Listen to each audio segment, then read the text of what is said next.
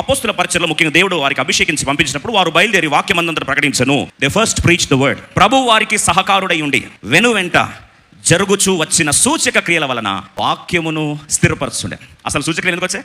వాక్యాన్ని స్థిరపరచడానికి వచ్చాయి. వాక్యం కట్ చేయి, సూచక్రియలయ్యా, సూచక్రియలు నాయన, అద్భుతాలు చేయి, ఆశ్చర్యక్రియలు, బ్రేక్ త్రూ ప్రభా, బ్రేక్ త్రూ ప్రభా. ఎందుకు వస్తుంది బ్రేక్ త్రూ?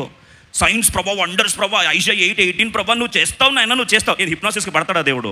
సూచక్రియలు, అద్భుతాలు, మహత్కార్యాలు జరగాలి అంటే దేని కొరకు దేవుడు చేస్తాడు? లాస్ట్ టైం మళ్ళీ ఒకసారి చూడండి. సూచక్రియల వలన వాక్యమును స్థిరపరచుచుండెను. See God does wonders to confirm his word. దయచేసి మర్చిపోతే ఇది.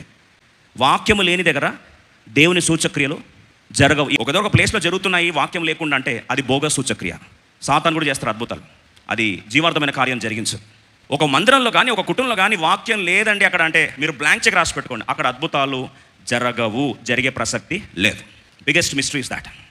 కావాలంటే అపోస్తలుల కార్యం 14:3 ఐకోనియా ప్రాంతంలో పౌలు భక్తుడు మళ్ళొకసారి జ్ఞాపకం చేస్తున్నాడు. వాక్యం లేని చోట, నీరు లేని చోట అపవిత్రాత్మలు పట్టి ప్రాంతాన్ని ఏలుతాయన్న సత్యాన్ని బైబిల్లో మాటి మనం చూస్తాం. అపవిత్రాత్ముడు వెళ్ళి నీరు లేని చోట అంట ఏం చేశాడు? మళ్ళీ వెళ్ళి మరి చెడ్డమైన ఏడుదే. కాబట్టి వాక్యం లేని దగ్గర దయచేసి ఉండకుంటే మంచిది. వాక్యం లేని దగ్గర ఎంత దూరంగా పారిపోయి వచ్చేస్తే మంచిది.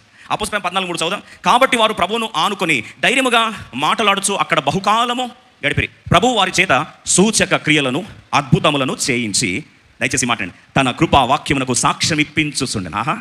అల్టిమేట్గా దేవుని భారం ఏంటంటే అద్భుతాలు సూచక్రియలు ఎందుకు చేయిస్తాడంటే తన నోట నుండి జాలువారిన వాక్కును ఈ సూచక్రియలు ఏం చేస్తాయంటే సాక్ష్యముగా స్థిరపరుస్తాయి. ఆయన వాక్కును రుజువు చేయడానికి, ఆయన వాక్కుకు సాక్ష్యం ఇవ్వడానికి, ఆయన వాక్కును స్థిరపరచడానికి మాత్రమే అద్భుతాలు చేస్తాడు. నీ కుటుంబానికి వాక్యం లేదా? ఈ సంఘంలో వాక్యం లేదా? దేవుడు అద్భుతాలు చేయాల్సిన అవసరం దేవునికి లేదు.